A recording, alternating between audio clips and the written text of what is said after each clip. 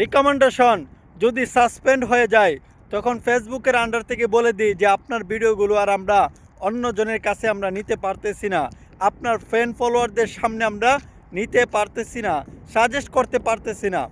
মানে ফেসবুকের আন্ডার থেকেই আপনার ভিডিওগুলো ডাউন করে দেওয়া হয়, রিচ এনগেজমেন্ট ভিউ সবগুলো ডাউন করে দেওয়া হয়, আপনার ভিডিওগুলো আর কারো কাছে পাঠাই না।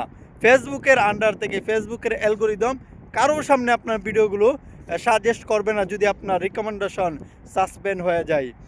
এজন্য আপনাদের করে আপনারা একটু খেয়াল রাখবেন যাতে করে আপনাদের রিকমেন্ডেশন কখনো সাসপেন্ড না হয়। যদি রিকমেন্ডেশন সাসপেন্ড হয়ে যায় তখন কিন্তু ভাইরাল হওয়ার রাস্তা একেবারেই বন্ধ হয়ে যাবে।